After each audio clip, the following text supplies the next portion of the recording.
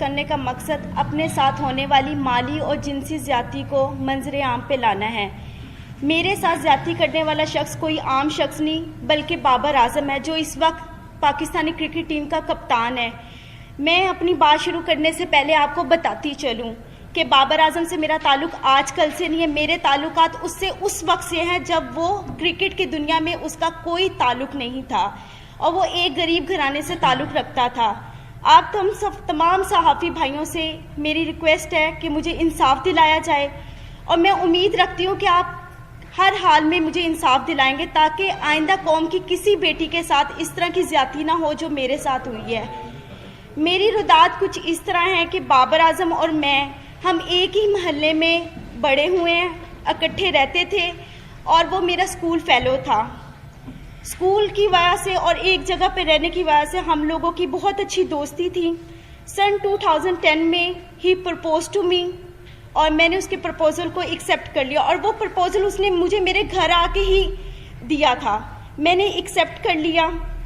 जैसे जैसे वक्त गुजरता गया मेरी उसके साथ अंडरस्टैंडिंग और उसकी मेरे साथ बहुत अच्छी रही। हम लोगों को शादी करने का हमारा प्लान था। हम लोगों ने शादी करने का प्लान कर चुके हुए थे। बाबर ने और मैंने, हम दोनों ने अपनी फैमिलीज़ को बताया। बाबर और मेरी फैमिलीज़, हम दोनों की फैमिलीज़ ने हमें साफ इनकार कर दिया। फिर बाबर ने और मैंने कोर्ट मैरिज का फ़ैसला कर लिया। 2011 में बाबर मुझे मेरे घर से भगाकर, बाबर मुझे खुद अपने घर से भगाकर कोर्ट मैरिज के कहकर मुख्तलिफ जगहों पर किराए के मकान पे रखता रहा। जब मैं उन मकानों में रहती थी, पहले मैं आपको बता दूं, एक मकान जहां पे मैं रहाइश पजीर थी वो गुलबर्ग में मॉडल कॉलोनी में था, गली नंबर 2 में, और दूसरा जो मकान मैं किराए पे रहती रही हूँ वो Punjab society H block defence में था। वहाँ पे हम रहते रहे हैं। मैंने बाबर को कई मरतबा उस दौरान इसरार किया कि हम शादी कर लेते हैं, लेकिन बाबर ने मुझे यही कहा हमेशा कि अभी हमारे हालात ठीक नहीं है, थोड़ा वक्त गुजर जाए फिर हम निकाह कर लेंगे। हालात थे इस तरह के कि हम लोगों के कोई खाने पीने का कोई इस तरह नहीं था। मैं नौकरी करना शुरू होगी। बाबर ने मुझे बताया था कि वो क्रिकेट खेलना चाहता है और उसको क्रिकेट का बहुत शौक़ है और मैंने उसकी इस कोशिश में पूरी कोशिश की है। अपनी मेहनत हद से ज़्यादा मैंने उसके साथ अपनी मेहनत की है, उसके साथ मिलके। 2014 में ऐसे वक्त गुजरता गया है। 2014 में से पहले मेरा सैलून, मैंने नौकरी के साथ साथ सैलून बनाया। सैलून मेरा चलता रहा। सैलून से मेरी जितनी इनकम आती थी मैं सारी बाबर आजम को देती थी। बाबर आजम के खाना पीना, कपड़ा, रहाइश, क्रिकेट के जितने एक्सपेंसेस सब मैं अफोर्ड करती रही हूँ।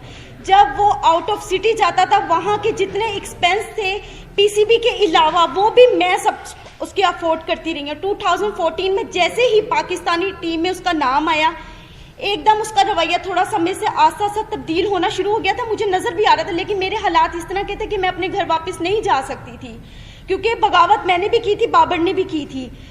फिर 2014 में बाबर आजम ने मैंने फिर उसको इंसिस्ट किया कि हम लोग शादी करते। उसने कहा अभी शुरुआत है, थोड़ा वक्त गुजार लो, हम आस्ता आस्ता और मज़ीद अपने आप को स्ट्रॉन्ग कर लें, अपने हालात बेहतर कर लें, हम शादी कर लेंगे। वक्त गुजरता गया। 2016 में I was pregnant in 20 weeks. जब मैंने बाबर को बताया, उसका ये खबर सुन के एकदम रवैया इतना अजीब हो गया मेरे साथ, जैसे मैंने कोई गुनाह कर लिया। मुझे मारा पीटा, काफ़ी मुझे इंसिस्ट किया और मैं उस वक्त बेबस थी बिकॉज मेरे पास तो कोई और ऑप्शन नहीं था। तो बाबर आजम ने मैं आखिर उसकी इस बात में मैं हामी भर ली। वो मुझे बेगम कोर्ट पे एक it was very congested place जहाँ पे वो मुझे ले गया इस्तिकाते हमल के लिए। उसमें मुलव्वस उसके 2 दोस्त भी थे, एक कज़न था और उसका छोटा भाई भी था, सफ़ीर आजम अब्दुल कादिर के बेटे Usman Qadir. He is a eyewitness. वो हमेशा 4 से 5 साल तक, जब तक मैं बाहर रही हूँ, उस्मान कादिर वहाँ पर आते रहे हैं। और उनके एक और नेट प्लेयर थे, जब ये NCA में ड्यूरिंग द क्रिकेट टाइम जो प्रैक्टिस करते थे उसमें नवीद नाम का एक लड़का भी था, वो इस में भी शुमार थे। इन लोगों ने मेरी मर्जी के बगैर मेरे इस्तिकाते हमल करवाया और मुझे यही यकीन दिलाया कि कोई बात नहीं, आप सब्र कर लो, हम जल्दी शादी करेंगे। अब सिचुएशन ऐसी थी कि मैं थोड़ी ठीक हो गई थी, बाबर ने मुझे इंसिस्ट किया कि आप अपने घर चली जाओ और सुलह कर लो, क्योंकि मैं पाकिस्तान में बहुत कम होता हूँ, तुम यहाँ पे अकेली होती हो, तो आप अपने घर। मैंने किसी ना किसी तरह अपनी सुलह कर ली बाबर से, अपने घर वालों के, बाबर के कहने पर। जब मैंने सुलह की है, मैं अपने घर गई हूँ। बाबर का रवैया दिन ब दिन जैसे जैसे वो अरूज पे आ रहा, तो उसकी हवस भी उतनी बढ़ती जा रही थी। वो मेरे साथ वो ताल्लुकात बनाता रहा जो ना हमारा कोई कानून इस चीज़ की इजाज़त देता और ना ही हमें इस्लाम इजाज़त देता है।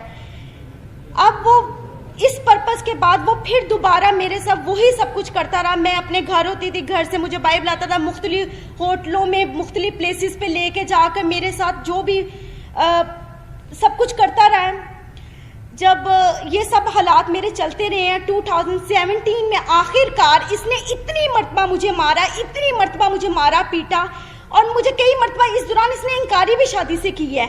मैंने इस दौरान जो मेरी हॉस्पिटल में बाबर आजम मुझे लेके जाता रहा है एज अ बीन वाइफ, मुझे चेकअप करवाता रहा है, एविडेंस है जिस पे मेंशन है कि बाबर आजम मुझे उस हॉस्पिटल में लेकर जाता रहा, क्योंकि मेरा आईडी कार्ड नहीं था और वहाँ पे बाबर आजम की आइडेंटिटी लगती रही थी। ठीक है, ये उस चीज़ के एविडेंस है।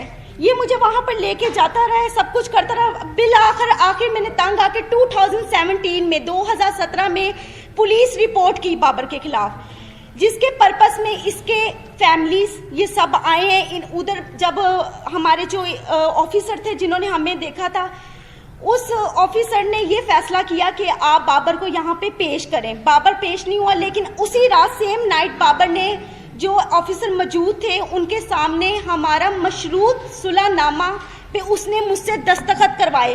और इस वक्त 2017 में जो मैंने पुलिस कंप्लेन की थी बाबर के अगेंस्ट, बाबर की वो अगेंस्ट नसीराबाद में फेडेक्स ऑफिस में दर्ज है एप्लीकेशन। एक मिनट, वो मौजूद है। और उसके बाद बाबर ने 2017 में बाहर के मुल्क किसी में जाना था खेलने के लिए। 2017 में जब कंप्लेन के बाद बाबर ने जाना था और हमारे यहाँ पे आई थिंक कोई PSL भी हो रहे थे, तो मैंने बाबर से सुलह सिर्फ और सिर्फ इस वजूहात पे की थी कि बाबर मुझसे शादी करेगा। बाबर ने मुझे खुद इस चीज़ का यकीन दिलाया था कि वो मुझसे शादी करेगा। फिर आखिरकार 2017 में इसने सडनली अपना नंबर चेंज किया। वो नंबर भी इसका PCB में इसके ऑफिशियल रजिस्टर्ड है, और जो इसका इस वक्त मौजूद नंबर है वो भी इसका ऑफिशियल नंबर मेरे पास मौजूद है, जिसमें मुझे कांटेक्ट करता है, मुझे मैसेजेस करता था। और फिर उसके बाद इस तरह वक्त गुजरता गया। तकलीफ जो थी मैंने बर्दाश्त की। 3 साल से मजीद मैं बाबर आजम की इस हवस का निशाना बन रही हूँ। अब उसने आकर मुझे साफ इनकार कर दिया कि ना मैंने तुमसे शादी करनी है, ना मैं तुमसे कोई ताल्लुक रखना चाहता हूँ, और ना ही तुम मेरा कुछ बिगाड़ सकती हो। वो अपनी इस पावर को गलत इस्तेमाल कर रहा है। 10 साल उसने मुझे इतने बुरे तरीके से जलीलो ख्वार किया, हवस का निशाना बनाया। आज वो बिल्कुल इनकारी पे आ गया हुआ है, बिल्कुल। क्योंकि आज से 10 दिन पहले भी मैंने उसके खिलाफ पुलिस कंप्लेंट की, क्योंकि 20 नवंबर को जब इसने जाना था, उससे एक दिन पहले, मैं आपको लाइव उस चीज के सब सबूत दिखाती हूँ। इसने मुझे कॉल की, इसने कहा अगर तुम किसी भी पुलिस के पास गई या तुमने मुझसे अब मुतालबा शादी का किया तो तुम अपनी जान से भी जाओगे, और तुम्हें यही नहीं पता कि मैं तुम्हारे साथ करूंगा, क्योंकि सारी जिंदगी उसने मुझे मारा पीटा तो वैसे बोझ जाता है। हद से ज्यादा ज्यादती के बाद आज मैं यहाँ पे इंसाफ लेने आई हूँ। जी अच्छा, ये आप ना पिछले 10 साल की अपनी और बाबर आजम की गलतकारियों की प्रेस कॉन्फ्रेंस कर रहे हैं जी, ठीक है ना? आपकी इन गलतकारियों से हमारा क्या लेना देना, पहले ये क्लियर करें। देखें, आपका लेना देना ये है कि मेरा हक है, मैं कानून के पास जा सकती हूँ। जब मैं कानून के पास गई, मैं DSP के पास गालिब मार्केट गई है, SP गालिब मार्केट ने पहले सुना है, उन्होंने मेरी उस एप्लीकेशन को ट्रांसफर कर दिया माडर टाउन DSP के पास। आज तक DSP ने दोबारा मुझे पूछा ही नहीं है। बाबर आजम के पास मेरे तमाम वीडियोस, मेरी हर चीज उसके पास मौजूद है, हर चीज मौजूद है। सिर्फ वो अपनी पावर दिखाना चाहता है। जहां जहां PCB ने जहां जहां इनको कमरे ठहरवाए पाकिस्तान के अंदर, जब ये मैचेस खेलते थे, उसके साथ वाला हमेशा कमरा मेरा हुआ है, हमेशा। वो अभी भी अपने नंबरों से मुझे कॉल्स की हैं, उसने मुझे धमकियां दी हैं, डराने की, मारने की। सब मौजूद है। नहीं, ये